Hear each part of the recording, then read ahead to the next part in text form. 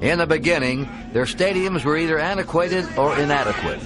Most of their cities were considered minor league. Their coaches and players were rejects or retreads. Their franchises were scorned and sabotaged by the NFL establishment. There's no question about it. The AFL was the underdog. No one cared about the AFL. No one ever gave it a chance. You know, they call us a Mickey Mouse League at one particular stage of our growth and development. As an athlete, I was upset because everybody kept telling me that I wasn't good enough and we weren't good enough to play with them. The AFL was a life for all of us, and we had a chance to take something on, to be an underdog and to win. I think the AFL was the closest thing that I could find to family. I don't think I would have come close to the image of Broadway Joe and the Jets had I been somewhere in the NFL. We were entertainers. We made people feel good. We made people feel like they were a part of the team. It had brilliant tradition, great players, love, camaraderie, and a common goal that we all believed in. Welcome to Good Seats Still Available, a curious little podcast devoted to exploring what used to be in professional sports. Here's your host, Tim Hanlon. All right. Let's get going, shall we? My name is Tim Hanlon, and this is Good Seats Still Available, our curious little podcast journey each and every week into what used to be in professional sports. And as that clip gave you some tip-off, right, we're going to be talking about a little bit about the American Football League, the AFL, but also the league that was the predecessor challenger to the NFL at the end of the 1940s, the All-American Football Conference, AAFC, for you shorthanders out there. Both leagues that we have explored a bit in previous episodes. But we're going to use them as bookends to frame our conversation today around really the NFL of the 1950s, arguably the time when the league really congealed and really started to earn its professional stripes, you know, from its rough and scruffy days before, during, and just after World War II.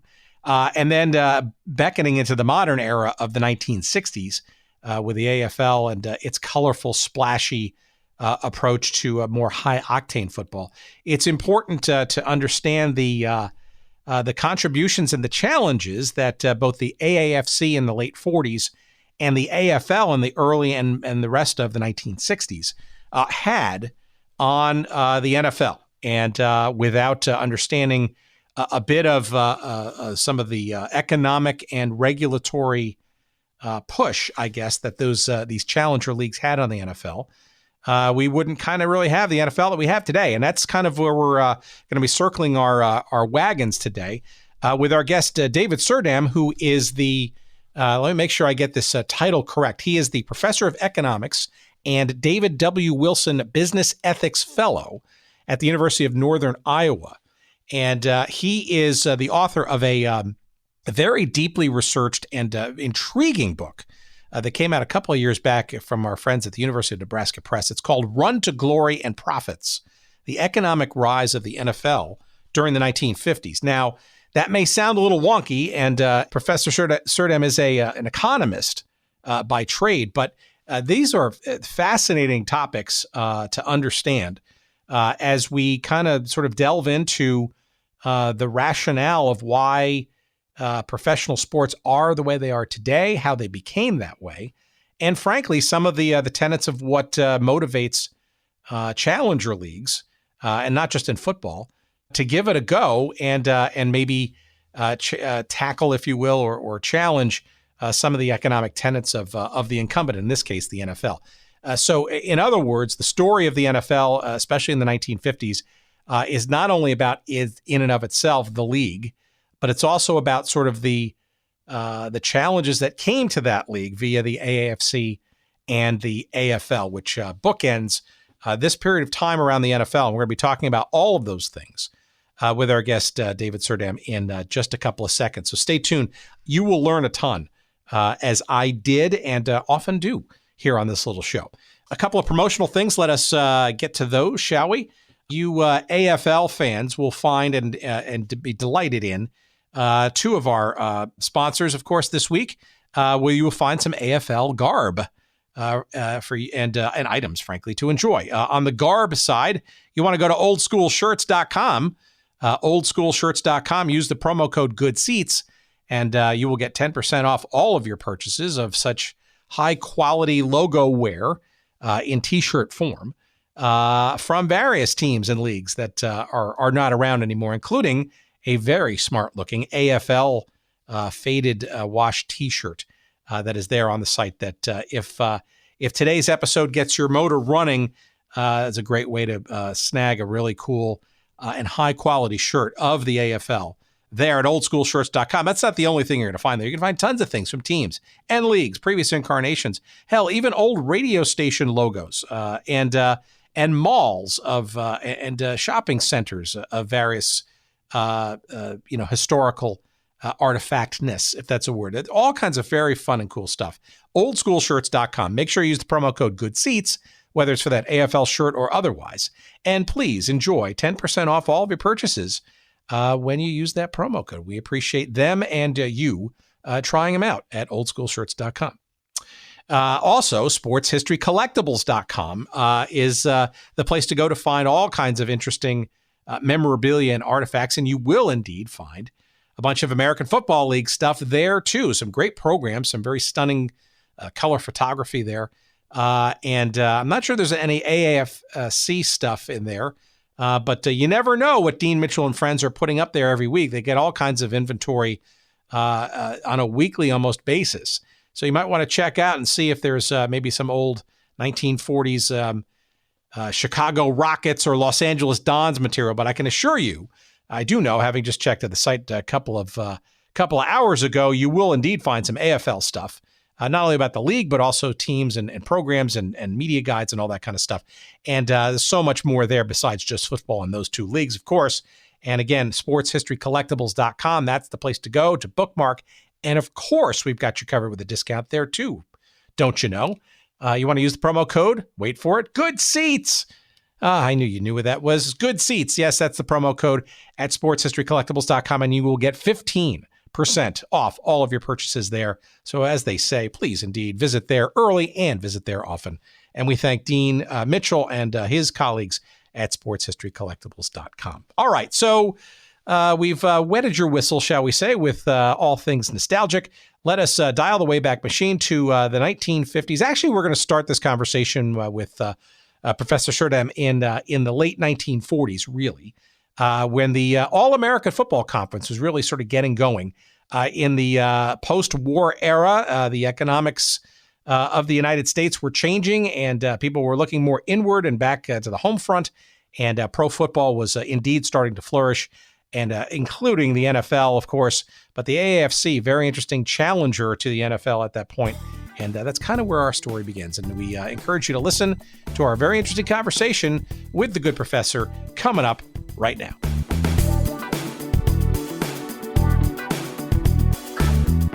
It's very interesting in our conversations around pro football and its various forms to date. There's definitely some themes that I think we're going to touch on in our conversation today that you outlined very clearly in your work. But before we get to the work itself, give our audience some background as to who you are, what you do for a living, and how you stumbled into this tome about what I would argue are the pivotal years of the NFL's life. I'm probably the only Korean American working in history of sports, although when I worked in the Civil War, there aren't too many Asian Americans doing sports in the Civil War. They usually gravitate toward more serious topics, I suppose, although to NFL fans, there's nothing more serious than the NFL, I suppose. My family certainly was not a football family. My parents prohibited my older brother, from playing football, even though he might have been a pretty good player. The geometry teacher who served as our varsity coach, who was actually quite successful, he was able to mold our our class in the state championship one year at a school that had no football tradition. But he was always asking me to come out for the team, and I'm not exactly sure why. He claimed that I would never get hurt because, as in his words, the small guy just curled up in a ball and everybody just piles on him. But that didn't sound very appealing to me, so I didn't buy that. He never saw me try to play sandlot ball, but I couldn't catch the ball, I couldn't run the ball, I couldn't kick the ball, couldn't pass the ball, couldn't tackle anybody. So I'm not really sure why he wanted me on the team, maybe to raise the team GPA or something. I don't know. It's always been a source of mystery to me. He grew up playing Stratomatic baseball quite a bit. They also had Stratomatic football, which was actually a more enjoyable game. There was a lot more strategy because you had to make all the play calls. You had to set up your defenses and rearrange the players and everything. And that was kind of fun. And then I've always liked sports history. And then when I went to the University of Oregon for my undergraduate degree, we had to do a senior thesis for the Robert D. Clark Honors College, and I chose to use the mainframe computer to do regression analysis of baseball run production. And that resulted in finding that on-base percentage and slugging average explain the vast majority of the variance in baseball run production. In other words, Moneyball, decade before Moneyball. Sure. But I wasn't the first to do that because there were other researchers using computers and they had found similar results. So, early in the 1960s, when these people were working, they pretty much had discounted the batting average as a very important statistic, and they were touting slugging average and on base. So my work just simply confirmed what they were doing. So as far as football, the reason I did the book on football was because of those congressional hearings in the 1950s. The one in 1957, they had quite a bit of economic and financial data for 5 seasons, 1952 to 56, and they requested that of the 4 major team sports at the time, baseball, of course, paramount, football, then basketball and hockey. The hockey I will probably never do a book on. A, I don't know much about hockey, and B, there were only 6 teams, and one of them didn't bother to send in the numbers, so you can't really make any definitive statements. In addition, 3 of the hockey teams were owned by the same family. So that created lots of suspicions in the minds of legislators and probably in the fans. So they asked for a list of the trades. But be that as it may, football, they did have fairly detailed numbers, so you could see how the league operated. Unfortunately, they had game-by-game information only for the 1956 season. It would have been wonderful if they'd had it for more seasons. I could have come up with other findings. But as I delved into it, it was fascinating to see the various characters. Of course, I was familiar with Hallis and some of those other people, but I learned a lot about the contretemps with the All-America Football Conference and then later the American Football League, and those comprise a couple chapters in the book. So the book was itself what? Was that a dedicated effort? Was it part of your other research and or teaching?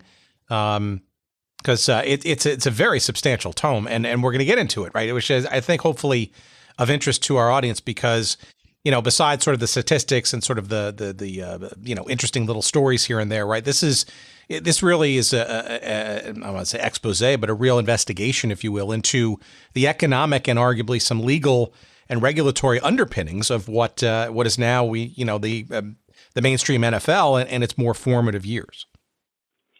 Well, that's certainly true. I guess I've been working on a book on sport and society in the 1950s in the United States, and then eventually I'll probably work on a history of the ethics of sports down the road. But this book, along with a couple of the other books using that 1957 and some earlier data, I combined into a book on the antitrust legislation, focusing on the congressional hearings. And so I read probably 15, 20 congressional hearings.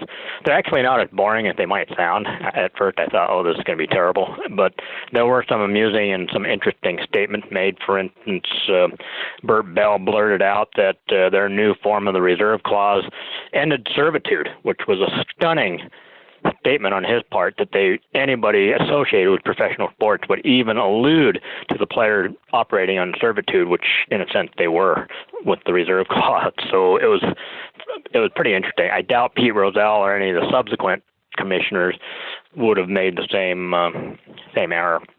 Yeah, that's interesting. We had Upton Bell, Bert's son, on a previous episode. Okay.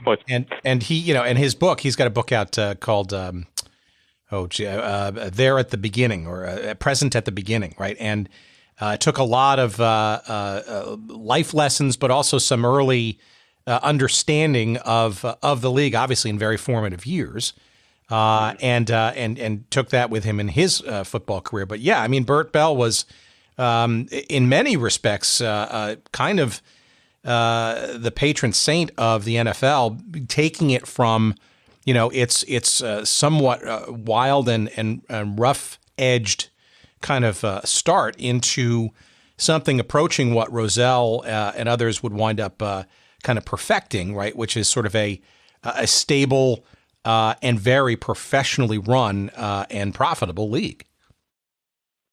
Oh, that's certainly correct. If you go back to the early years when they first started in 1920 or whenever that was, I guess it was 1920 with the American Pro Football Association, that league was basically chaos. Teams played different numbers of games and different numbers of road and away games. At the end of the season, they decided they'd vote on who won, sort of similar to college, I guess. So in some ways, I suppose you can't laugh at them too much. But the problem was that there was no clear-cut way of determining the champion. And so there were all sorts of teams, to use the biblical phrase, many teams were called, few survived. And but this is similar to the National Basketball Association, and it's similar to Major League Baseball. If you go back in the 1870s, they had lots of turnover. So these leagues, when they first start up, there's no guarantee of success, and there's a lot of people going bust on these things because it's hard to set them up, and especially because even though there had been Major League Baseball, there was still sort of an animus towards professionalization of sports. A lot of people still viewed these as games. College football dwarfed the NFL way into the 1950s. And, of course, the colleges had built in loyal fans and an alumni system and so on. So it's no surprise that for many years college football and college basketball reigned supreme, and both of those leagues would have trouble gaining traction. It's always kind of funny to think that for many years a lot of people, including some of the sports writers, not all of them, but a few of the sports writers were of the opinion that the college players would outperform the pro players in games. And of course, today that's just risible. Nobody would make that assertion. But that's just how dubious these professional leagues were. Well, okay, and you could make the argument that, and as we sort of get into this, like the 1950s, if you had to pick a decade, right, was probably the clear period of time by which that professionalism with a capital P really started to come into play, and distancing, I guess, itself from what I think most people, to your point, would agree would have been a better played version of the sport, that being in the collegiate level, right? Well, some of the college coaches and some of the fans and some of the people who were supporters of college thought that the esprit de corps of the college boys would make up for the mercenary aspect, I suppose, of the professional players. They had preseason games between a group of college all-stars versus, I believe it was the reigning champions. Now, on several levels, that's just not a very meaningful game because you're throwing a group of individuals together, so it's sort of similar to World Cup soccer where the national soccer teams are throwing together people from various professional or other teams, and then they practice for a little bit and they throw them out there. I mean, I think any football fan would probably say, well, that's just not going to show those college players to their best versus an established team. I suppose if they had the worst NFL team drub the college all-stars, maybe that would have been more definitive evidence, but of course, nobody's going to suggest that. Well, let's get into some of the formative years, right? So as we sort of get into the meat of your book and sort of some of the thesis about how the NFL became what it's become, it kind of really starts, though, I think, you're not only the story, but sort of the I guess the economic definitions, if you will, or the regulatory and the professional outlines, if you will, with a post-World War II challenger in the All-American Football Conference. You want to give our audience a bit of a sense of, and we've explored that a little bit in a couple of other episodes, but it's probably helpful background because without the AAFC, it seems to me that you could make the argument the NFL may not have gotten its act together as quickly as it did by the end of the decade. Oh, that's an interesting way to think about it. Economists generally do think that competition spurs people to improve the product. Naturally, World War II was very disruptive. It disrupted college football, and then it disrupted the pros, even though the pros did play during the war. But a lot of the best players were serving in the military, and when they came back, it wasn't obvious who had contracts with these players. In fact, most of the players didn't have contracts. So therefore, it was verging on a period of complete free agency. Some of the players did have contracts, presumably those who had played in 1945 and so on. So the Cleveland, now Los Angeles Rams, presumably had the bulk of their players back. But somebody such as Paul Brown could literally just go out and say, you want to play for me? You want to play for me? And he had been a successful Big Ten coach, and the Big Ten, of course, at the time was perhaps the premier college league. And he knew the players, plus he had coached at the naval training stations in Great Lakes Naval Training north of Chicago. So he knew who was good. And you think about the people he selected, Otto Graham at quarterback. Now, he didn't get a lot of attention these days, but he led the team to 10 championship games in a row. I mean, maybe his stats aren't impressive or what, but that's a pretty impressive achievement. Oh, without doubt. And he was also, Brown was also astute enough to select Marion Motley and Bill Willis, who were African American players.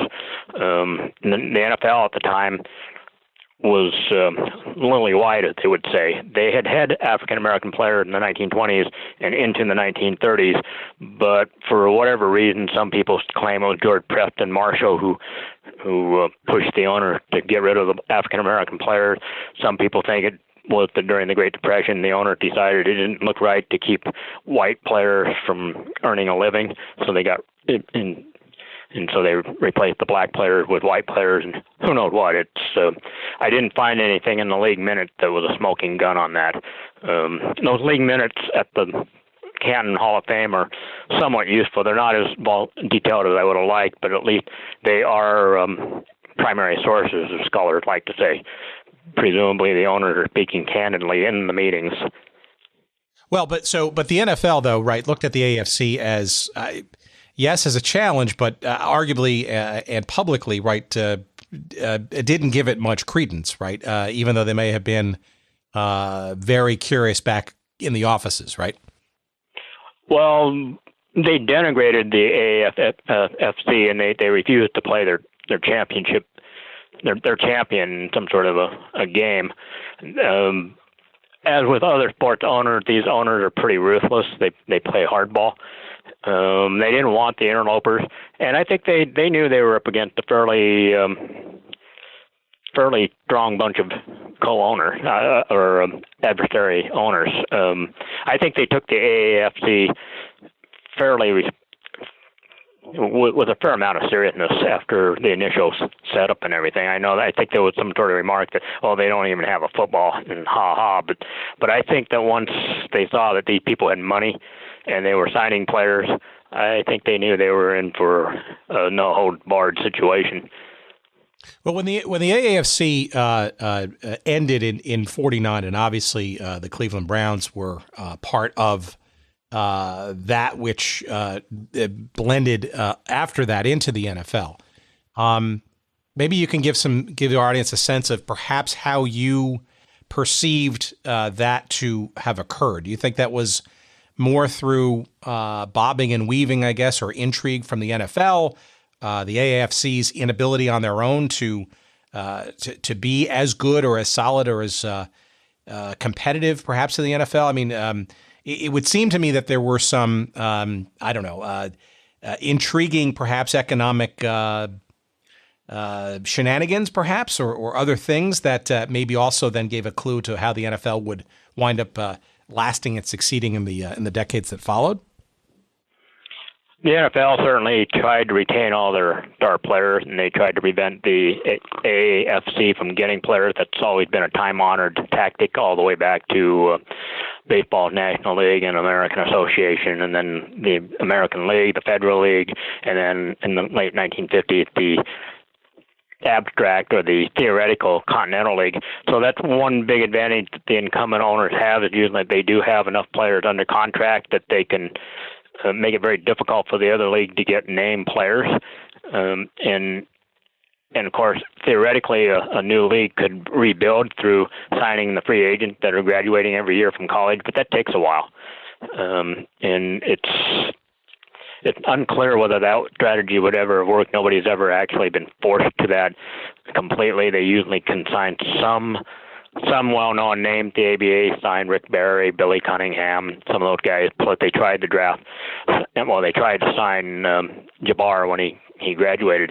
But it's difficult to build your league up that way. On the other hand, in the aftermath of World War II, people had a lot of money in their pocket because there wasn't a lot to spend your money on during the war in terms of consumer goods. So all the Major League Baseball experienced a boom in 1946, and I think that's what encouraged the AAFC owners and then the basketball owners in the Basketball Association of America, the forerunner of the NBA, to launch their league. They thought it was a propitious time to enter the market. Unfortunately for them, they may have been off a little bit because the boom kind of, at least for baseball, kind of deflated by the early 1950s.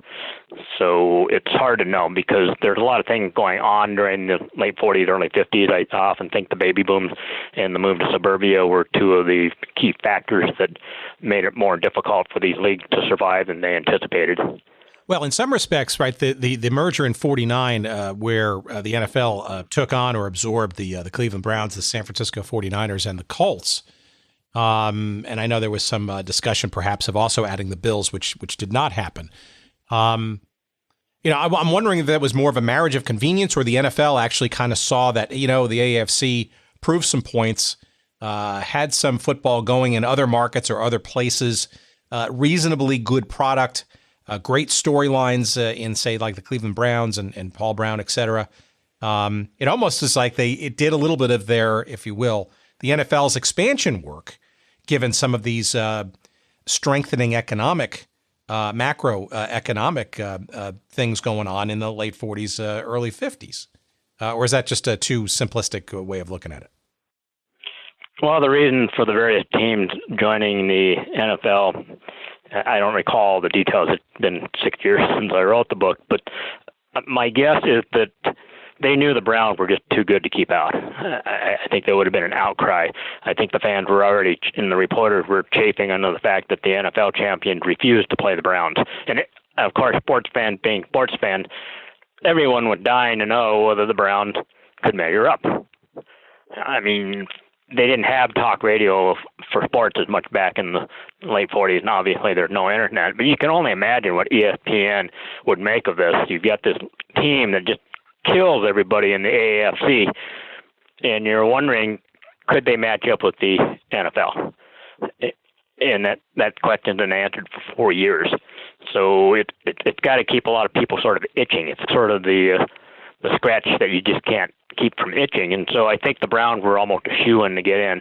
San Francisco logistically made for a nice travel partner with the Los Angeles Rams. So now you would have two teams on the coast. And then Baltimore was kind of an add-on and not a very happy one. If I recall, they didn't last very long before they went down. In fact, I think they lasted one season, or they transferred them to, and then they resurrected a team in Dallas, I believe it was, and that team fizzled. There were these little things going on. So I think the 49ers and the Browns were shoo-ins. I don't think the other teams had as good a chance to get in because they were directly competing with some established, such as the Chicago team in the AAFC was competing with two Chicago teams in the NFL. There was a New York or Brooklyn, New York team that obviously the Giants didn't want them in there, and neither did the so-called New York Yankees, who were also in the NFL at that time. So there are probably other reasons for those other teams to be kept out and everything. Plus, I suspect the owners weren't sure whether the market could handle more than 12 or 13 teams. And there's logistical problems if you start getting odd numbers of teams. or if you get numbers that are not multiples of 4, sometimes for scheduling purposes. In fact, they were concerned about that. One year they had 13 teams, and that created a lot of scheduling headaches. So I think there were concerns on those scores too. Well, it seems interesting because as the 50s started to come about, right, it seems like the NFL really started to kind of get its economic and legal act together. I mean, to the point where, you would think that perhaps the floodgates might have been opened a bit with the absorption of some of the AAFC, but the 50s were dominated by a very, I guess, arguably strengthening National Football League, and maybe arguably sets some of the tone for some of the major influences or even models that sort of guaranteed or sort of solidified the NFL's grip, I guess, on professional football. I mean, you're kind of mentioning, you've kind of danced around sort of a little bit of one of them, right, which is ownership. I think you might have mentioned the word clubbish or clubby or whatever. You're talking about a group of well-off men, right, who, especially as the 50s roll on, truly, it's a club, right? It's a gentleman's club, if you will, that, is hard to break into. And not a lot of folks within that club necessarily wanting to entertain the notions of perhaps some outsiders to the sanctity of this club and its profitability. Well, there are a couple factors, I think, that are operating, one of which is at the time neither football league was all that popular. They got written up in the fall because they were playing on a day that the college teams didn't, so the Monday papers would report the games. And they were building up some sort of fan interest. Once they settle down the 12 teams, the attendance goes up, but not dramatically. It goes up gradually throughout the decade, typically more than the previous year. But it's nothing that would take your breath away. And so my guess is that the NFL, in effect, flew under the antitrust radar. Congress just really, at that point, for most of the 50s, they didn't deem it very important. They certainly didn't enter into the fray with the AAFC and raise antitrust concerns as they would when the AFL comes. So that's a factor. Second of all, going back to Burt Bell, and he's certainly not the smooth, polished person, PR person that Pete Rozelle will be and some of the subsequent commissioners, but he's a savvy guy. I think that people see pictures of him and he seems sort of a jovial guy, but I think he's astute in many ways. Obviously his team didn't do so well because he was a former owner, but he understood that they had to accept the fact that people were going to bet on the games. So he created a system of spies, if you will, or contacts within the gambling community. So he knew if there was something funny going on with shifting odds or whatever. And so he said, we'll just bring it out in the open. People are gambling on these games, but we're going to try to make sure that the games and all the bettors are on the same level. So there's no inside information. And that's part of the reason you see the injury list that the NFL has. And they take that pretty seriously. And that's sort of a legacy of the Bell bill. Now, he wasn't the visionary that Rozelle was with respect to television. That was probably just as well that he moved on, or I can't remember if he died in office, but he was gone by the time they decided to negotiate the national contract. And we'll come back to that later because there's a couple ironies to that. But I think that that the league was not, at least for the first half of the 1950s, was not a huge success. I think they were growing, and I think they were, more importantly, becoming stable. They got rid of a couple franchises, and they set the tone, and only a few years later would they move the Chicago Cardinals to St. Louis. But they were focused on stability, and they hadn't had that in the past, and I think those years in the 50s, that was what they were grateful for, and that was probably their goal, just to get some stability.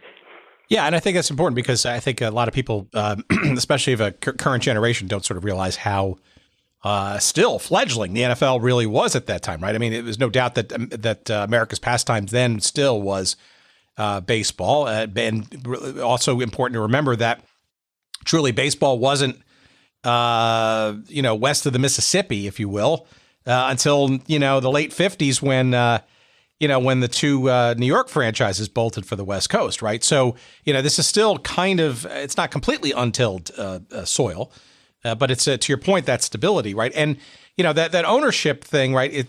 That sort of comes back a little later, right? Sort of scarcity. It's a bit, I guess, arguably monopolistic, especially in later years as people start to put the pieces together when, let's say, people like Lamar Hunt look for entry into the league and are rebuffed. But it's that stability, no doubt, right? I guess one of the things, and that's interesting about the sort of the knowledge, I guess, of betting basically being part of the mix and trying to be as transparent with information as possible. I mean, you could not bring up an issue that's more timely than that today, right? Given the new mores, I guess, around sort of the legal ramifications of loosening or now more allowing in more states the idea of sports betting, right? In 2018, Bell had to confront a gambling scandal in 1946, and I go into a little bit of detail on that in the book, although I've written an article that I haven't published, and there have been other people who have referred to it. But the 1946 championship game, a day or two prior to the game, two players on the Giants were approached by a gambler who they were acquaintances with. In fact, they often partied at this Alvin Paris's apartment, and Paris was sort of a low-level gambler who wanted to be a big shot. And the Giants had beaten the Bears in the regular season, but the Bears were now the favorites to win the championship game by 10 points. And so Frankie Filchock was the starting quarterback for the Giants. I believe he may have been an all-star either in 45 or 46. He had the interesting record of 25 interceptions and 169 attempts, but most of those guys in the league weren't much better. But it was kind of stunning to see that when I first came across that. 25 interceptions in 169 attempts. I mean, I don't know what his quarterback rating would be today, but it got to be pretty low, right? I mean, that's an interception every 7 passes.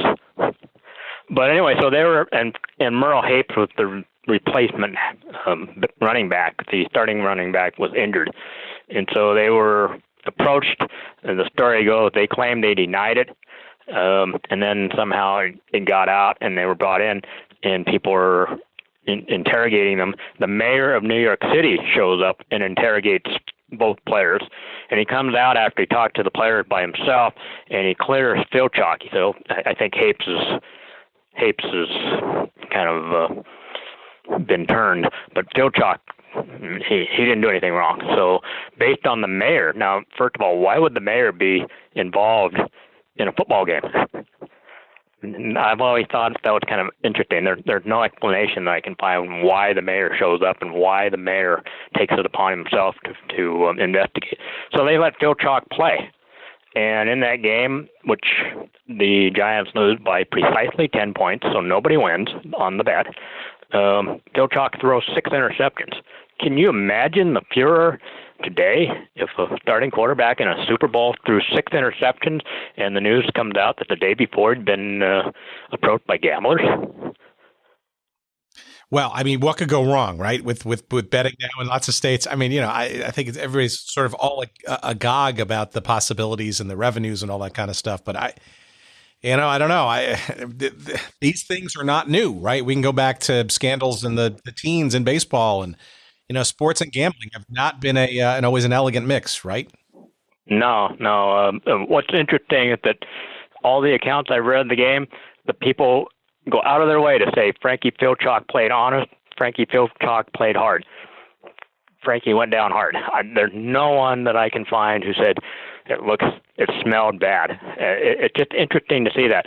Later, of course, they will suspend Filchock for an indefinite time, which turns out to be life. The irony is that both Hapes and Filchock died, I think, within a month of each other back in the early 2000s. But they were somewhat embittered because at the time, I don't believe the NFL had an anti-gambling rule on the books. And it takes them a little bit of time to actually put that in their code of conduct. similar to Major League Baseball. Surprisingly, after the 1919 World Series, it took the owners a few years to actually make it explicit that you couldn't be approached, and if you were approached, if you didn't report it, you were out. And even in the basketball scandals, sometimes it was difficult to know what to charge the players with because it wasn't obvious that it was a crime. Well, but there were some other, though, centrally agreed upon solidifications, I guess, of things, right? The idea of parity, right? A competitive balance of teams, right? That seems to be something that kind of took root in the 50s amongst the ownership, right? I guess a belief, whether betting related or just general interest and entertainment value otherwise, the idea of having a competitive league where, quote unquote, on any given Sunday, right? Clearly the beginnings of understanding that the product needs to be appealing on a week in, week out kind of basis and perhaps not, too much led by, dominant teams and very weak ones. That is one of the great slogans in sports, isn't it? On any given Sunday. It's pithy, and it conveys exactly the message they want. But in reality, there were such teams as the Chicago Cardinals that year in, year out, they were mediocre at best. They were aspiring to mediocrity, and they usually didn't succeed. And even when they got relocated to St. Louis, that didn't really help them. In the 30s, I believe Bell and one of the other owners implored the other owner to create a reverse order draft of the college players and the amateur players in the hope that that would help redress the competitive imbalance, because Bell said we just simply can't compete with New York, Chicago, and I think Green Bay was still pretty good then. Of course, they go into a decline after the war, and there's actually talk that they shouldn't be in Green Bay anymore and everything. So they do create a draft, and then some of the tables in the book show it's pretty dubious that the draft had any real positive effect on so-called competitive balance. In the early drafts, I believe a majority of the players didn't even sign with the NFL. The pay was so low that a lot of people just went into industry, something that the NBA will find to its chagrin in the late 40s, early 50s. These sports leagues, some of them were such shoestring operations that they just simply couldn't pay the players enough to entice them out of private industry or semi-pro teams. Some of the basketball players would join Phillips 66 and some of these other teams. They'd have a regular job, but they get paid a pretty nice salary, and then they go out and play basketball on the weekends and some of the evenings. So it's years before the NFL owners can guarantee a salary for a rookie player that will automatically get them to think about the NFL instead of industry. Today, of course, I don't know if there's very many first-round players, at least, who would snub their nose at an NFL being drafted in the first round. The other thing about the NFL draft is, at this point in time, my guess is some of your more rabid, enthusiastic fans have spent more time scouting the players than these owners and their coaches did all the way into the 1950s. And the story I like to think about is the Steelers, I believe it was, had the first special pick. What the owner decided was that they didn't like the reverse order draft, so starting in, I think, 46, they had a lottery. So each year they'd pick a name out of the hat, and regardless of that team's record, they'd get the number one pick overall, which sort of defeats the purpose of the draft. So Pittsburgh got their turn, and they promptly draft quarterback Gary Glick. I think he was from Colorado or somewhere. And he doesn't do very well, and I believe either the coach or the owner laments, that's the last time I'll ever draft a player without seeing him play. Can you imagine that today? Heads would roll. I mean, people get fired if they hadn't scouted these players. I mean, my goodness, look at the NFL Combine. Those people are scrutinized.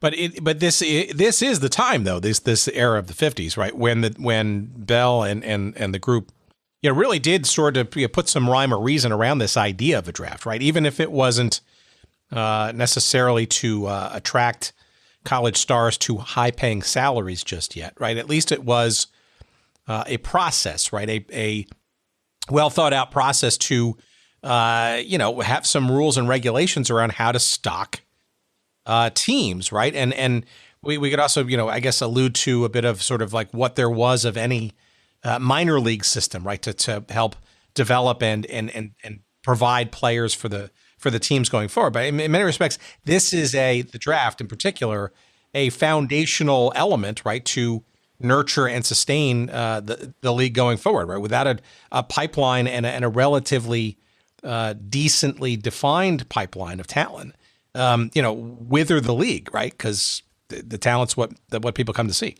Well, that's certainly true. There's no question. Eventually, they became much more sophisticated about the draft. There were some quotes from somebody that said these coaches would come with rolls of dimes and quarters, and they'd go out to the payphone and they'd call their buddies in the coaching ranks of colleges. And one guy said something to the effect, "Hey, Pappy," some coach named Pappy, "do you know any good offensive linemen this year?"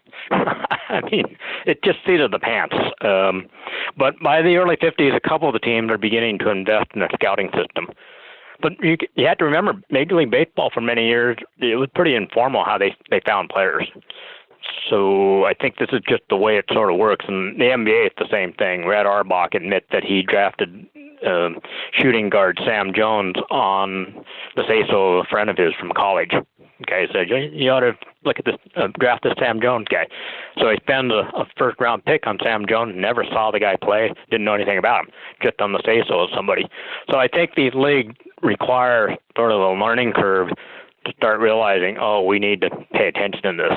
Even if it doesn't affect the competitive balance of we're in a small market team, if we draft really good players, we can sell them and the owner makes a profit that way. Some of these owners could make profits even though their teams weren't very good.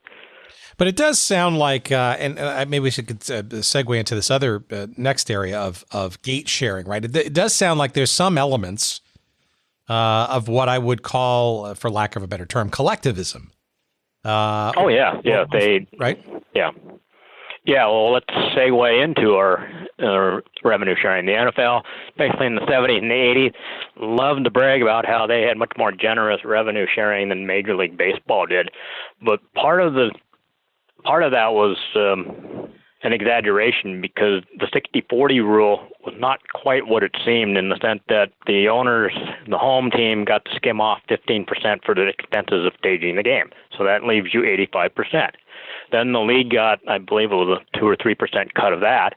And then the visiting team got 40% of what was left. So effectively it was only 33%. Now that was roughly double the share that Major League Baseball was exchanging between teams. The kicker, though, was the attendance pattern differed between the two sports. In baseball, there was a pronounced effect upon the road team win-loss record. So if the Yankees came, they typically brought the biggest crowd that the Browns would see that season. And the Dodgers and the Giants, the Giants to less degree, but the Brooklyn Dodgers were every bit as strong in draw on the road as the Yankees.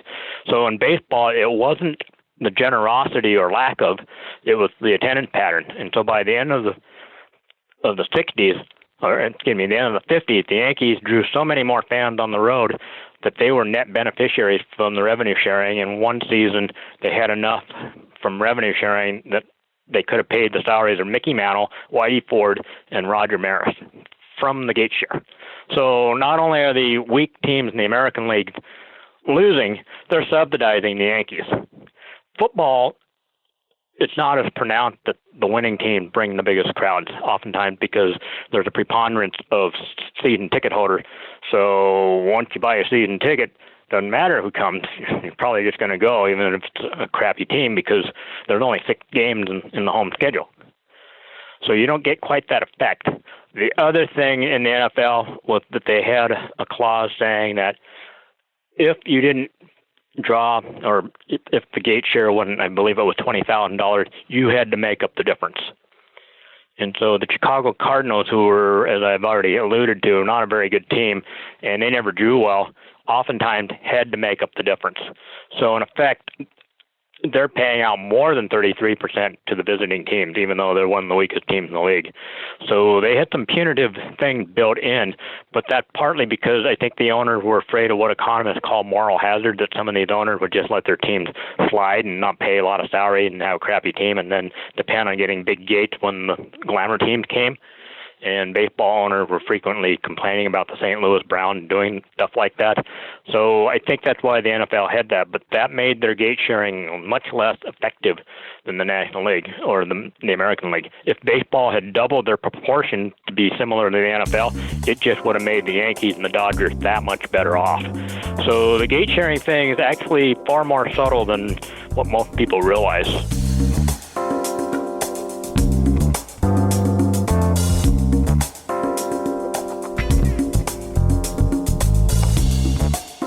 All right, we're going to take a little brief detour, a little pause here for the cause, and that cause, of course, is to, keep our lights on.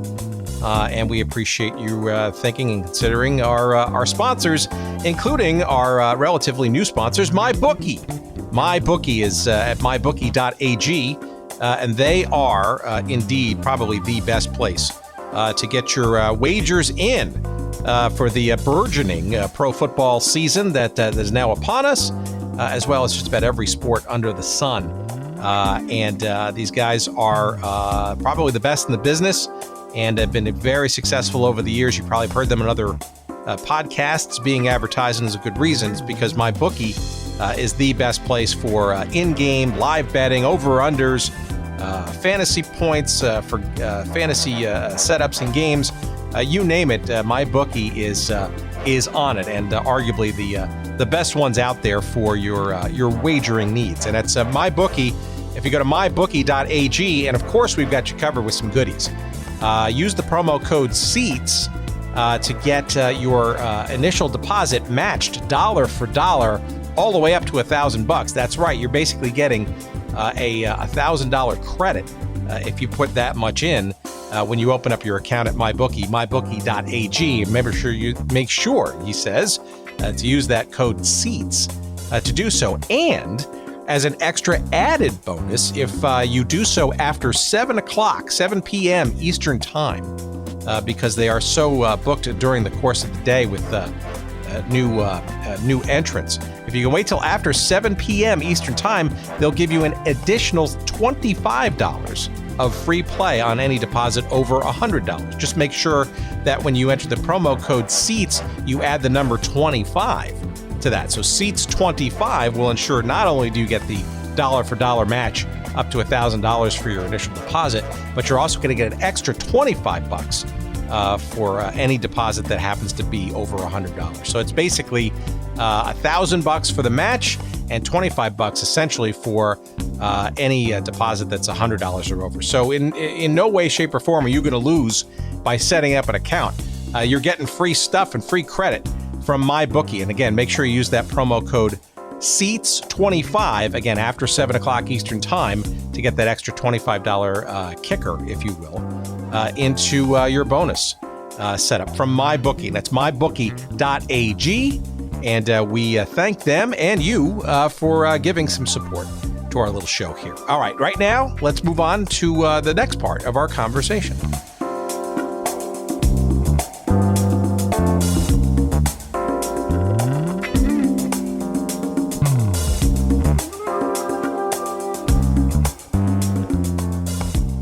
So I think it's very interesting, that little sort of anecdote about sort of the Chicago Cardinals, right, vis-a-vis, say, the St. Louis Browns in baseball, right? The temptation, I guess, right?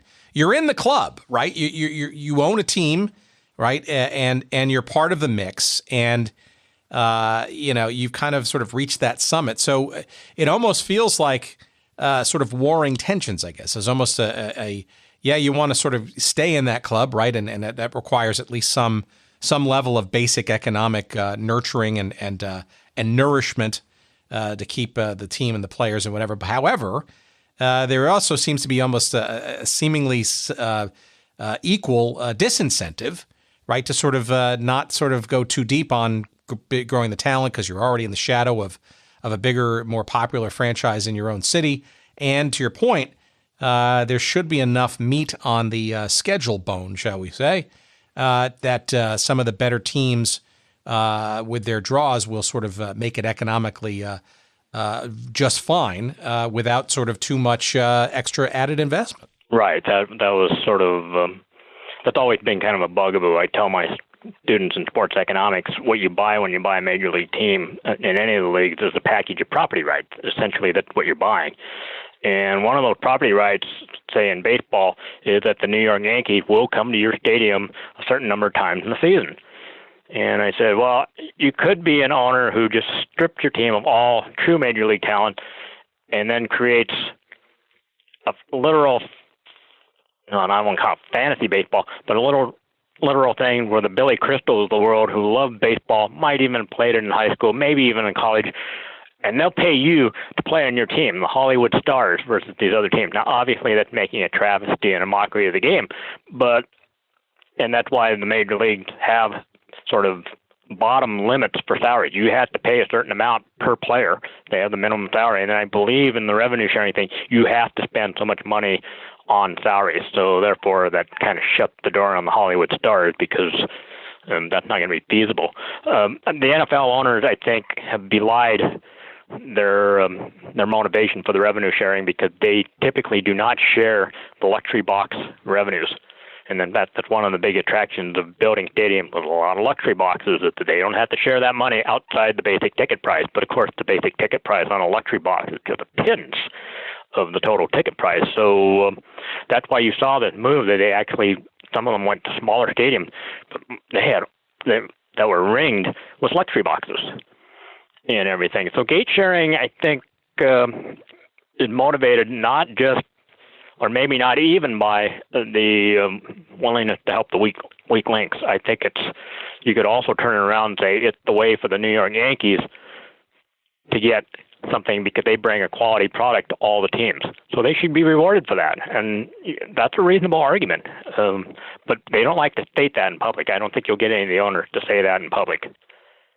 As an economist by trade, as you dug into the writings and the evolution of the league in the 50s, and obviously preceded by the AAFC and the AFL afterwards, what is your sense economically, I guess, of ownership, right? Do you feel like is there this tension between sort of, we need to have some level of collectivism, again, my word, or, is this owners really kind of independently trying to seek their own maximization of profit because they own their own, arguably monopolistic franchises in a very small cabal known as the NFL? It seems like it's kind of a loaded question because I've heard and seen, and we've discussed this sort of this tension in many different scenarios, both old time sports and relatively new, is this sort of,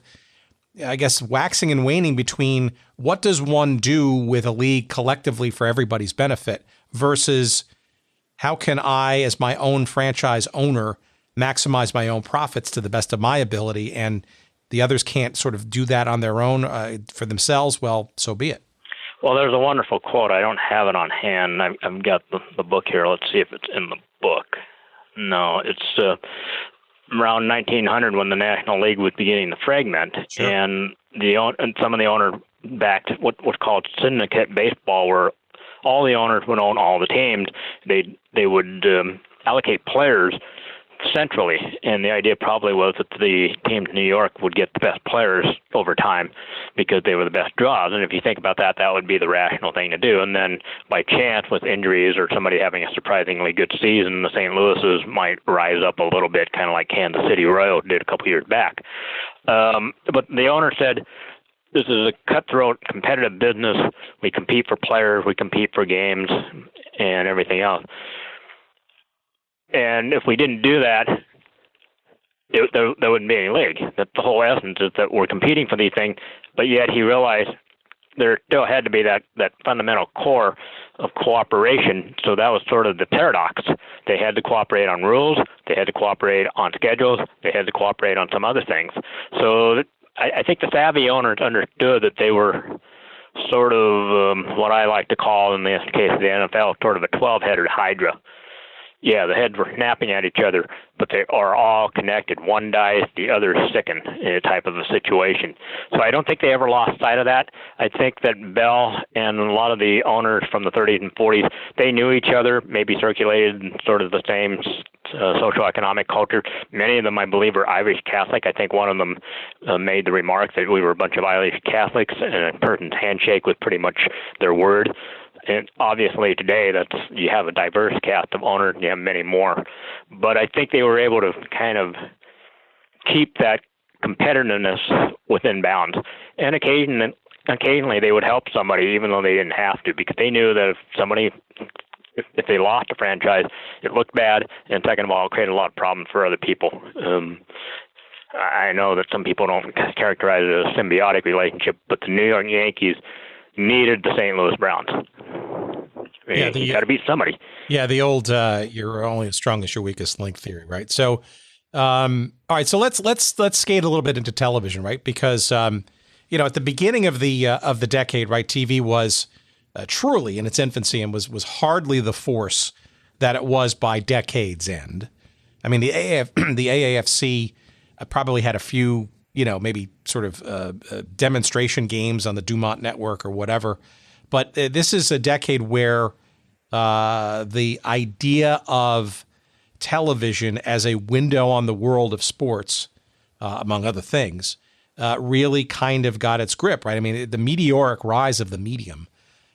Maybe you can kind of give us some sense of how the NFL, over a dramatically changing 10 years or so, kind of went from, sort of the earliest sort of proto business model to what effectively was a fairly decent head of steam heading into the 1960s on television. Well, hearkening back to the 1920s with radio, I believe radio broadcast of college football was more prevalent than the pros. First of all, again, pros weren't very popular.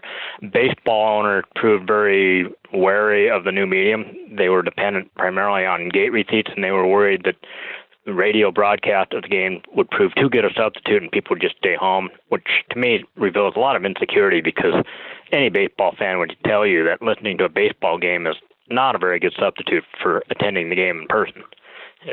You're only engaging one of your five senses.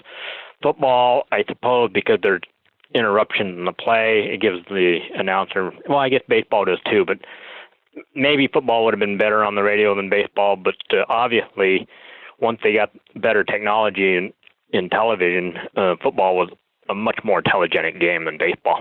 I don't think that there's any question of that in most people's mind. But the owners, after World War II, the baseball owner decided, well, we survived radio. They started paying us for it. So we'll just start televising our games. But many of the teams retrenched by the 1950s. It wasn't clear whether television was going to be friend or foe and everything. Television thrived on such things as wrestling, roller derby, because those were games that you could have close-ups. They were in a very confined space, and you could see the players or the participants very well. The outdoor sports were a little more difficult because the cameras weren't that good and they didn't have the instant replay. You don't have color. It's not a very good substitute still for attending the game, but you do have sight and sound at least, so you get two of the senses. Football's television revenue gradually grew over the 50s. It was a nice auxiliary source of revenue and everything, but they were still very incumbent upon the gate revenues on that. Because of that, and because the New York team didn't always have a particularly large contract relative to the others, when they broached the idea of a national contract with equal sharing, that really didn't ruffle anybody's feathers. In fact, initially they had a stipulation that if somebody lost out because of this deal, the other team would compensate them. So they made sure nobody would lose from the national television contract, whereas in baseball, the Yankees made so much more than their American League brethren. The idea of equal shares meant that the Yankees were going to have to cough up a lot of money. So you got a team that has obvious reason to stonewall that. Football didn't seem to have that obstacle. Now, there's an irony to this in that the National Basketball Association in the mid-'50s did negotiate a national contract. Nobody cared and didn't incite much comment. And the owners were so worried about it that they put their worst games on there. They even admitted they put their worst games on the national telecast because they were so afraid of the medium. Football. I'm sorry.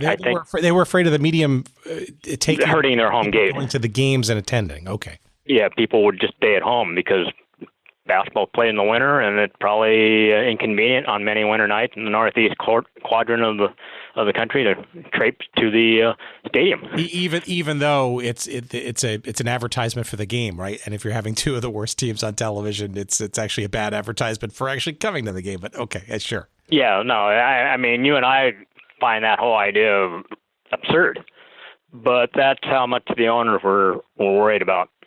And you can't blame them, because anything that could possibly hurt their gate attendance was a real problem. Those basketball owners were eking by. And some of the football owners in the 50s were eking by. I mean, some of them were doing pretty well, but some of them, I don't know, I think they were probably a little suspicious. And, of course, you have the legend of that championship game, what was it, the Colts and is it the Giants? In that televised game, the greatest game of the century. Game. Yeah, sure. Yeah, and so supposedly that was what turned the corner for not only the NFL, but the NFL on television. But the irony is that when the AFL began to organize, they got a national contract that I believe paid about $250,000 per team, which was pretty big money back then. It's quite possible that that money enabled the AFL to survive the first few seasons. The NFL wanted that kind of a contract, but they knew that they would trigger antitrust implications. And so Pete Rozelle went before Congress to get that. The irony is that if Congress had said, no, that's a violation of antitrust, the NFL may well have watched the AFL disappear. Yeah, very interesting, because it's hard not to talk about television and the NFL without the AFL in 1960, right? Kind of coming onto the scene, and in many respects, a very, I think, brilliant move. Now, luck or prescience, don't know. I suspect a little of both, right? Knowing that, and we've seen it again, even with the USFL and other leagues of all kinds, that television, if you have a contract ahead of time that gives you at least a little leeway and some cash in the door, right? That's it's advertisement for your product. And it guarantees sampling. And then in many respects, it guarantees at least a look that might then translate into consideration. It's actually going to the games. But it's pretty clear to me that the AFL studied long and hard the decade of the 50s and the NFL and what it was and wasn't doing. And then recognized that not only was TV a major force going into the 1960s, but an essential component if they were even to get off the ground. I think that's correct. My understanding is that Lamar Hunt, who was one of the prospective owners, got turned down several times. But since he was a prospective owner, he and some of the other later AFL owners got a chance to look at the NFL books. And the story is after being rebuffed, he's on a jetliner, and he takes out a napkin and he jots down some numbers so he can kind of get a rough idea of what it's going to take to make this viable. And then, of course, they go out and get the television contract before they ever play a game. He, to my mind, is one of the great sports executives because he brought in all 8 teams. Nobody went under, and he brought in all 8 teams to parity with the NFL. Just the only other person that did that in American team sports was Van Johnson with the American League. He brought in all of his 8 teams. Nobody voted. He brought them all in. And that's a pretty stunning achievement because the incumbents have a lot of advantages. It's hard to unseat an incumbent professional sports league. They've got the players, they've got the names, they've got the stadiums, they've got the goodwill of the public in most cases. It's hard to surmount that. Hunt did it. It was a rocky road, but they succeeded. The other irony, of course, was that before they get the merger approved, both leagues are suing each other for various reasons, mostly antitrust. And then when they seek the merger, some of the legislators were astute enough to say, well, wait a minute, you were just previously suing each other for what you want now. But then the legislators kind of signed off on it. But it was interesting that some people at least recognized the inconsistency of what was going on. It is kind of amusing in a way to think that these owners could just do an about face and argue against argue for what they were against all those years. Well, let's talk about the antitrust and the idea of the reserve clause to some extent, and player contracts and all that kind of stuff. Because talk about perhaps the most major, dominant, and persistent theme that we've found in this year and a half of doing these shows. Right, it seems to come back in various forms and shapes, but the fundamentals don't seem to change. I do want to maybe get into how the NFL sort of danced around some of these charges of antitrust, and maybe a little bit of a layman's understanding of sort of the whole idea of why that matters in professional sports, in particular the NFL. The background was that in the wake of the Federal League challenging the Major League back in 1914-15, one of the teams, when they did come to an agreement and they absorbed some of the players and they exchanged some ownerships, but the Baltimore franchise of the Federal League was dissatisfied with both the Federal League and the Major League and took it to court, eventually went up to the Supreme Court, and in a famous ruling they said that baseball was not interstate commerce.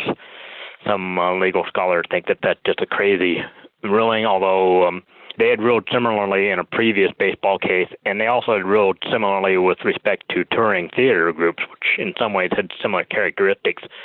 So baseball gets this antitrust exemption, which even though they have it, the owners are always a little bit leery about testing it in court. So after World War II, when some of the owners jumped contract, or some of the players jumped contract and they started suing, usually the owners would settle with them, so it didn't actually go all the way to the court case, although in one case the judges upheld the owner, but they also mentioned that it was bad law from before, and if this was a fresh case, they would have ruled against the owner, which seemed kind of weird to most of us, but that was how the legal mind worked. So the NFL and the NBA and the NHL sought to get the same protection from Congress. They weren't going to get it through the courts, probably. So they went to Congress to say, hey, look, these people running essentially the same kind of organization, they have antitrust exemption. We would like to have that, and we're even willing to specify where we want it, so it's not a carte blanche. And so the reserve clause, the territorial protection, the reverse order draft, and there were a couple other things were what they wanted, and then later they amended it that they also wanted national television contracts.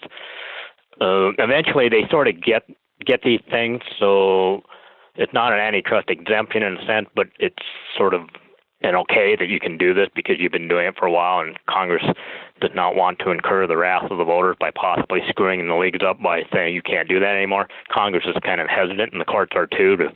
They know how popular sports are, and if something were to go wrong because of a legal ruling, heaven help the legislator or judge.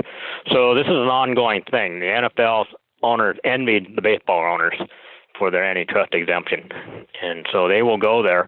With respect to the reserve clause and the reverse order draft, they will, as the baseball owners argue, that it promotes competitive balance, but that's just risible. It doesn't seem to do it that much.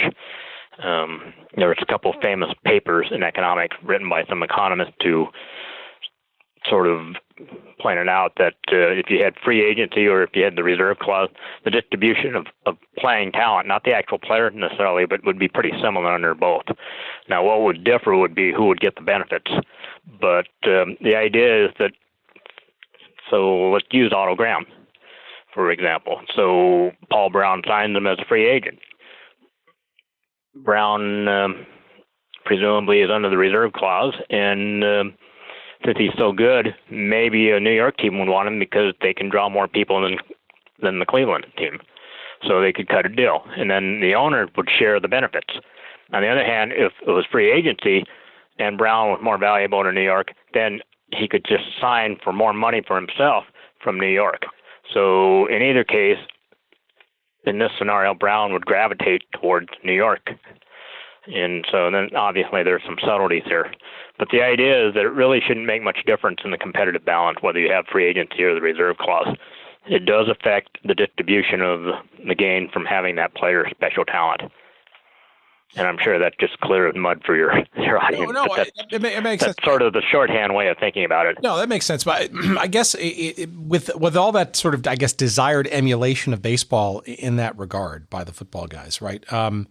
Why wouldn't they go that extra mile and try to replicate a minor league system similar to that of baseball, i.e., depending on, I guess, this, maturing college draft thing as their only conduit for player stuff, right? Because in the 50s and actually for frankly still through today's modern times, there were some minor league football circuits out there, but very ragtag and not sort of professionally aligned by any stretch with the mighty NFL. Well, you've touched on a question that an academic I think of often.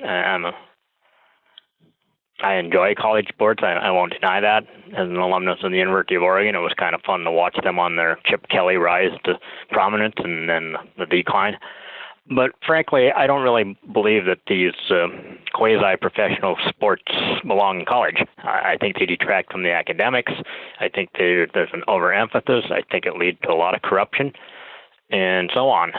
So I would be all in favor that those leagues just finance their own minor leagues like the baseball and the hockey owners do.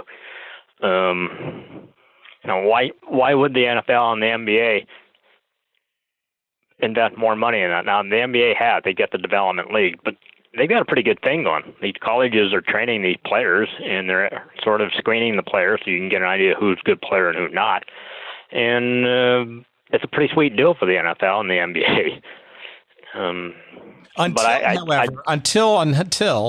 somebody recognizes that there's money to be made, and why give that money to the NCAA when perhaps those dollars could be brought into the league and be a revenue stream or enhancer, right, with their own sort of arguably maybe why the D League or now the G League for the NBA. But I think you're right. I think there are a lot of people who would sort of believe that the college game, at least in those two sports, right, is it's become kind of a mockery and its own business in and of itself. You have to think, while betting might solve a couple of years of revenue growth. I mean, you have to think that the ultimate next level, right, is to maybe to absorb or siphon some of those dollars that college gets now with perhaps their own sort of minor leagues and or feeder leagues. Yeah, I mean, obviously there's a great deal of debate on whether that would be desirable. I know there will be other academics who will argue, well, it gives our school recognition, it gets the donors to cough up some money, and maybe the school even makes some money off their athletic program, but giving the vagaries of athletic accounting, both at the college and the professional level, it's very difficult to know whether they're losing or gaining. It depends on the context, I suppose. I mean, as I often joke, one thing you learn in looking at the economics of professional sports teams and collegiate teams for that matter is beware of false profits, not profits, but profits, because the people can tell whatever story they want, and they can do so legally. I mean, there's some discretion in how you allocate these things, but I don't see any movement toward that. Given some of the ugly things that have happened in some of the college football programs, nobody pulled the plug on them. So I think the colleges are, at least the Power 5 conferences, right now they're satisfied with the status quo. So is that another way of saying there's actually sort of this growing disincentive for the NFL to even consider or nurture or even give support to some of these minor league football leagues that were sort of popping up around the country during that time? Well, my guess is they may be giving some informally or clandestinely. I'm not sure they're necessarily leaving them out to dry. I know in the 40s and 50s, from time to time, they did talk about subsidizing some of these semi-pro teams. There was a very vibrant semi-pro, or well, I guess you could call it a professional football league on the West Coast before and during World War II. Such notables as Jackie Robinson, Woody Strode, Kenny Washington, they were playing in that, and they were big draws. In fact, those teams, highlighted the fact that they had these great African American football players on their team. They were on the covers of the programs and whatnot. So it's entirely possible, I suppose, that such mid-level teams as a Toledo or a Columbus or a Portland, Oregon, they could sustain some sort of minor league team just as baseball does. But I just don't, at this point, I don't see there's any impetus towards that.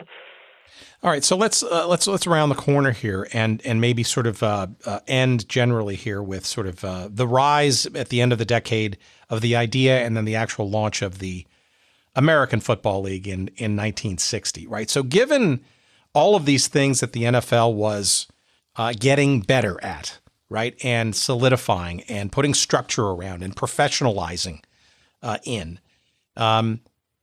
give us a sense of why then where are the seeds of the AFL's creation coming from then?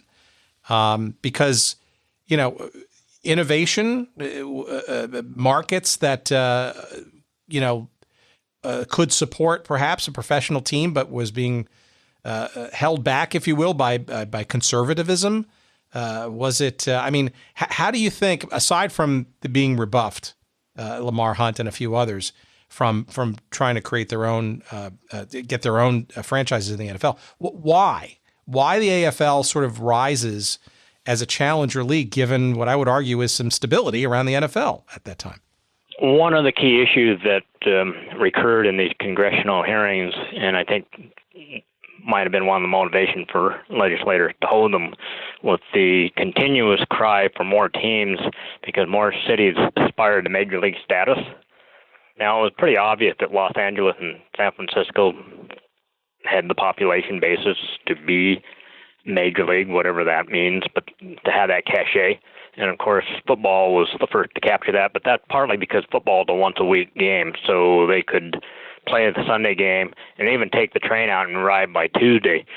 And no muss, no fuss. Baseball was a little more difficult because they played so many games during the week that you had to be real careful how you could finesse that. And the owner of the Browns actually figured out how to do that and asked permission to move at the December 1941 meeting, but then the next day the Japanese attacked Pearl Harbor, and too bad for him and everything. But during the 40s and the 50s, there were a lot of cities in the South and the West that were growing. And they were beginning to catch up with those cities in the Northeast quadrant. In fact, some of those cities in the Northeast quadrant were dramatically losing population. Detroit, I believe Chicago lost a fair number of people. I think they went from 3 million down to 2 million before bouncing back. So it was pretty obvious that some of these teams were viable. Some of these cities were viable, and their citizens clamored for teams. Now, if you're a legislator, you can imagine the glory and the goodwill that you'll get if you can attract a team for your constituents. And so I think that was a major motivation for a lot of the people sitting on those committees is, well, why doesn't Miami or why doesn't Kansas City or Houston or Dallas? Those were certainly burgeoning cities in the 50s, and they will become some of the biggest cities by the end of the century. So I think there was that impetus that there weren't enough teams. There were up to 1960, there were 16 baseball teams, 8 NBA teams, 12 NFL teams, and a handful of hockey teams. So that just wasn't enough for a coast-to-coast nation with a growing population. I think the owners then were confronted with either expanding against their will or facing some sort of nascent league. And the AFL had 8 franchises, and they were challenging him. And I think it was probably inevitable. Right. And as we sort of began the conversation, right, it almost feels like, and I think you almost sort of sort of allude to sort of kind of a thematic that's applicable in other lines of work besides professional sports, right? A challenger of significance and well-funded and vision, rules changes and approaches to integration and television and all that kind of stuff with the AFL, right, forces the incumbent to move a lot faster, whether they want to or not, versus, say, doing it on their own without any competition from the outside. Is that a fair framing of the AFL's arrival?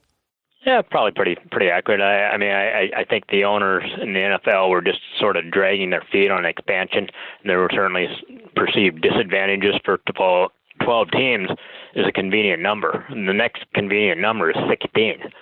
14 not particularly convenient because then you got 7 in a division, and then that might create scheduling problems. And as I've already mentioned, having an odd number of teams, because at the time they didn't think about bye weeks. That's relatively recent that you have the bye weeks built into the schedule. So I think to some degree it was their conservatism, but I think it was also the fact that it was somewhat difficult to envision adding some extra team without a lot of inconvenience, and you lose some of your power in the league. Now there's 13 people voting, not 12, and so on. And now if we get a national TV, we're splitting it 13 ways instead of 12. Now the NFL will respond to the AFL by putting a team in Dallas, because one of the AFL owners had a team in Dallas. So the NFL did respond. So for a while they had 13 teams, which did create a certain amount of consternation. And of course that was the Dallas team that went 0-11. They weren't America's team at that point. They just weren't very good. But that's how they responded, and it's kind of interesting to see that they kind of dragged their heels. Now they could have taken a page from baseball. Baseball defeated the Continental League by agreeing before the congressional people that they would expand in the near future. And what did that entail? Well, the Washington Senators wanted to move to Minneapolis, and so the American League owners decided, well, we'll just put a replacement team in Washington. Bad move. The American League wanted to put a team of their own in Los Angeles because the Dodgers were doing so well. The National League decided to put a new team into New York because the Mets and the Dodgers were gone. And really the only accretion, aside from the team that relocated, were the Houston Astros. So baseball kind of goofed around, and the American League, of course, they're a case study in an inept expansion. So they get those two teams. In '69, they expand Seattle and Kansas City, and then within a season, Seattle was such a flop, they moved them to Milwaukee. And then later in the next round, they put another team in Seattle and stuff. I mean, it's just a case lesson on how not to expand. So the NFL does expand by one team in that 1960 season, and then I believe in the next season they added one more team, so they had an even number looking at the schedule.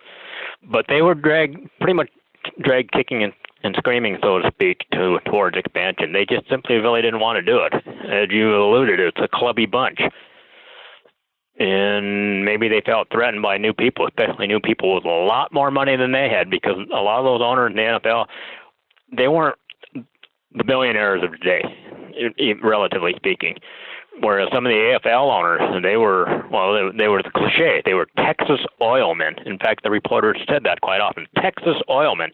And in the 50s and 60s, of course, that just conjured up what today would be Silicon Valley owners or .com owners. But these were Texas oilmen, so they had deep pockets. And so it was a real threat. Yeah, and it doesn't seem, and as we sort of wrap up our chat here, it doesn't seem like there's any shortage of folks that continue wanting to step up and play professional football as well, right? The NFL since this time, right, has rebuffed many or a number of challenges, USFL supreme among them, right? But some other attempts as well, and now look, we've got two other leagues that are actually getting going in the next 2 years, successively, the Association of the Alliance of American Football and the XFL 2.0. Why do you think? So I guess two sort of final questions. One, what is it about the NFL and professional football that is so alluring that perhaps what we've just kind of discussed got them to this point? And then two, why do we continue to see interest in pursuing professional football in some flavor, shape, or form, Is the pie that big and still potentially expansive for others to play and to enter? Or, are there some lessons from the 50s and onward in the NFL's background that portend doom to these new two challenger leagues?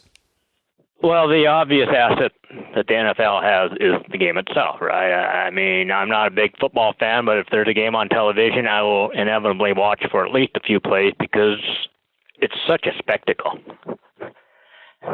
Where else can you see people create such mayhem? If this was out on the streets, they'd all be hauled off to the jailhouse, right? I mean, you can't run into somebody doing sprinter speed and you weigh 250 pounds and you can't knock somebody down on the street. Where else can you see this kind of violence?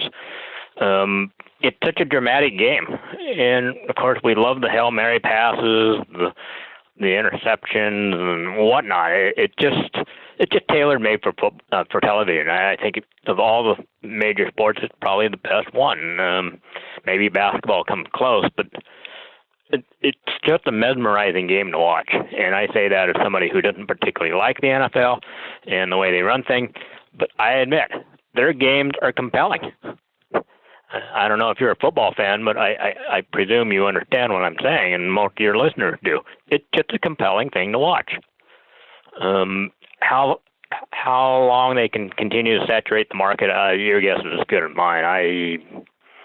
I mean, we know on television, typically imitation is the sincerest form of flattery, right? I tell my students, I guess it's been almost 30 years now since Friends with those 6 telegenic single people doing nothing except sitting around their apartment became such a hit. And I tell my students, it's such a big hit, you can imagine all the vice presidents of the other networks sitting around the table, well, what are we going to do? Let's come up with a show about single telegenic people doing nothing. And the next season, almost every network had their new show of single people that are good looking sitting around doing nothing. I mean, it's almost comical. So I suppose people will just continue to imitate it until people get sick of it. But right now, I don't know where that point is. I could see that year-round football probably is viable. Yeah, and I think a lot of people sort of make the argument that there's plenty of talent out there that the NFL is not, cannot even at 32 teams fully bring on, and are there? And the Arena Football League, right, has been sort of some evidence of that, and the minor leagues of arena football and stuff. I don't know. It remains to be seen whether there is enough quality, high-level professional talent. But it's just interesting that, and this is part of why we do these shows, because it almost feels like an evergreen topic, this teams and leagues no longer existing anymore. Because, for every story that we go through, every calamity that we discuss, every amazing and unbelievable anecdote or tragedy, and dusty tumbleweeds of leagues and teams of yore, there just seems to be always a regenerative next group of folk willing to step up to the plate, bring their checkbooks and or their dreams of playing or whatever, and make another go of it. Despite some of that long odd history, I think that's why this topic is especially interesting, right? So the 50s in the NFL, right? It's very interesting to sort of see, because it's not like the NFL of today just sort of magically appeared, right? It's a long, hard struggle. And we talked about the 20s and the 30s, right? It was probably just the abject opposite of what that is today back then. And to understand or not understand, right, some of these transitional and transformational times. And I think, the AAFC and the AFL are convenient almost bookmarks or end marks, right? To parenthetically define the NFL at that point. And I think you could make the argument, as I do, maybe you agree, I don't know, that, the AAFC and the AFL were actually instrumental in helping the NFL get to that sort of maturation point that, Mr. Rozelle and friends took the baton with in the 60s and blazed forward from there. Oh, I think that's probably an astute way to think about it.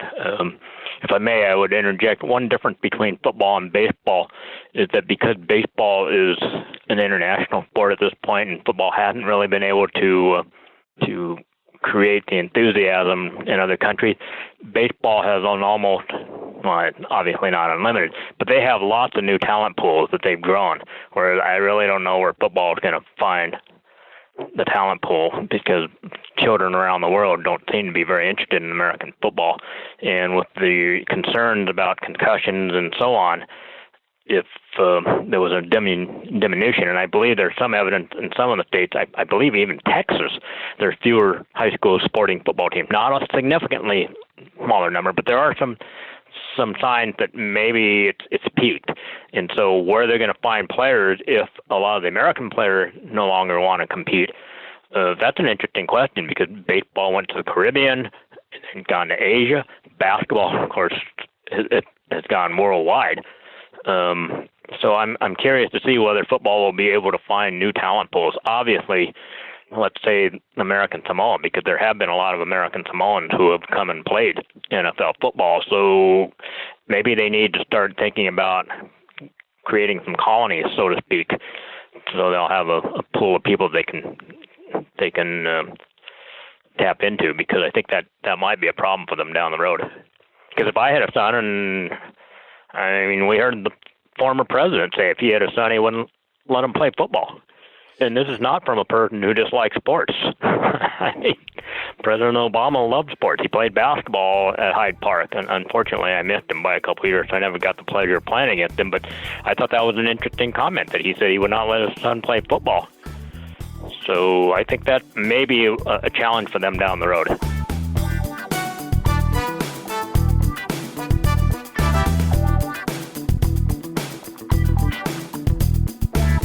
Well, alrighty then. Some very interesting historical perspective and some economic and regulatory issues surrounding the National Football League that we know and in many respects love today. Maybe wax nostalgic for some of the older days, but here on this little show, but you know, what are you going to do? But it's very interesting, and I don't think you can fully understand where the NFL is today or its heritage and its history without understanding some of the economic and regulatory changes and evolutions that came because of challenges from leagues like the AAFC in the late 40s and of course the AFL in the early and most of all of actually the 1960s. That's some very interesting texture and context. And it certainly goes beyond the playing field. And I think it's really interesting and important to kind of understand some of the sort of currents, if you will, of change in terms of how the business is run and how economics are done and how people protect those advantages and that kind of stuff. And that's why I thought this conversation was especially interesting. The book, of course, is again called Run to Glory and Profits, The Economic Rise of the NFL during the 1950s, and it is published by the University of Nebraska Press. Of course, you can find that wherever good books are found, but we encourage you, of course, to go to our website at goodseatsstillavailable.com. Watch your spelling, please. And there, search up this episode. I think it'll be number 80, if I'm not mistaken, with David Surdam, and you will see not only along with a description of the show and some imagery there and some interesting little things that you can click to purchase related to this episode. You can, of course, buy this book, which I think you will find thoroughly enjoyable, especially if you fancy yourself a history buff and or somebody who's interested in things economic and regulatory, about how the NFL became what it is today, especially in the 1950s. You can find a link to the book there. It'll take you to Amazon, and we'll get a little love when you decide to purchase the book there. From our website at goodseatsstillavailable.com. You can also sign up for our newsletter there, our little weekly tickler, if you will, as to what's going to be running and what you might want to look out for. It's also the place to find an email. If you want to email us, of course, you can email us directly at hello@goodseatsstillavailable. And of course, you want to follow us on social media, gosh darn it. You'll find us on Twitter at goodseatsstill. You will find us on Instagram at goodseatsstillavailable. And yes, there's even a page devoted to us on Facebook. I don't know how long, frankly, we're going to stay on Facebook. I'm getting a little tired of it, and frankly, I'm not so sure all of our audience thoroughly enjoys that. If you do, let us know, because that'll maybe keep us on there. But for there's no doubt that Twitter and Instagram will be part of our future, and who knows, maybe some other social networks to come.